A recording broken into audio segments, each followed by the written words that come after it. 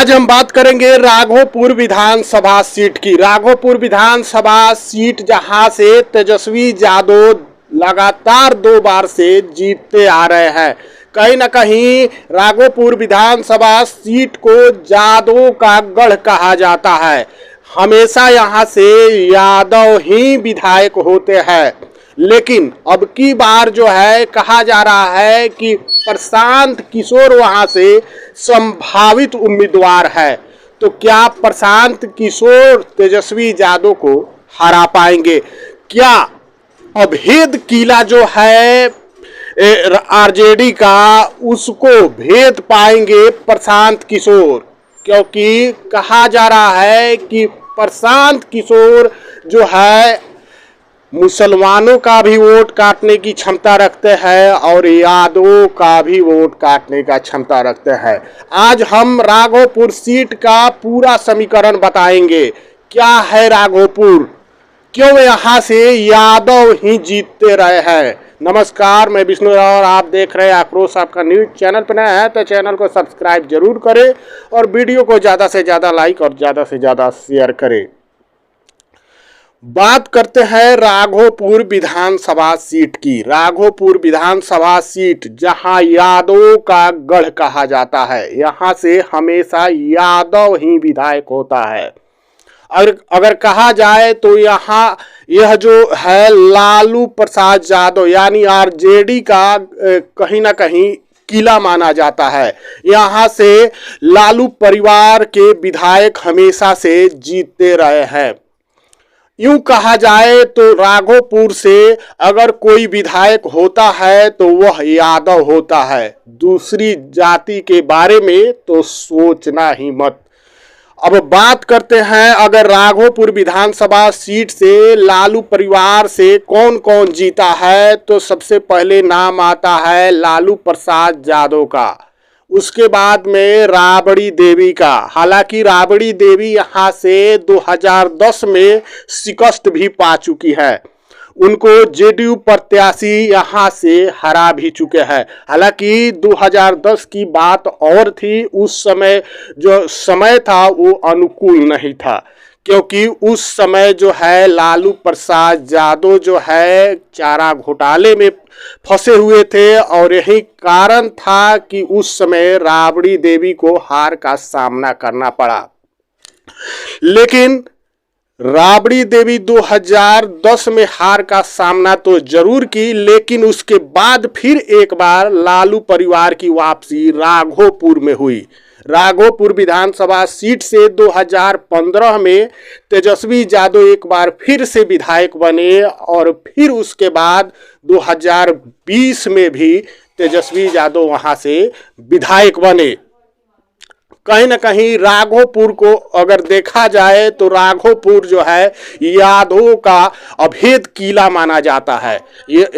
राघोपुर से अगर कोई जीता है तो वह यादव ही होता है और अभी तक यही रहा है। राबड़ी देवी हो या कोई और हो, वह यादव ही है और यादव ही हमेशा से जीतते रहे हैं। अब बात करते हैं प्रशांत किशोर की। प्रशांत किशोर कहा जा रहा है कि जन सुराज के तरफ से संभावित उम्मीदवार राघोपुर से होंगे प्रशांत किशोर। उनके नाम का आवेदन दिया गया है, क्योंकि जन सुराज में जो है किसी भी सीट के लिए पहले आवेदन दिया जाता है, फिर तय किया जाता है कि वहाँ से इनको जो है उम्मीदवार बनाया जाएगा कि नहीं। अगर प्रशांत किशोर वहाँ से चुनाव लड़ते हैं तब क्या होगा? क्या वहाँ पे प्रशांत किशोर तेजस्वी यादव को हरा पाएंगे? सबसे बड़ा सवाल है। कहा जाता है कि प्रशांत किशोर के पास क्षमता है कि वह मुसलमान और यादव दोनों वोटरों में सेंधमारी कर सकते हैं। अगर बात करते हैं जातीय समीकरण की तो कहीं ना कहीं राघोपुर में 30% जो है यादव है। अब आप समझ सकते हैं 30% यानी 100 में 30 जो वोटर है वह यादव है। तो कहीं ना कहीं यहाँ पे यादव अकेले ही दमखम रखते हैं किसी भी प्रत्याशी को जिताने का।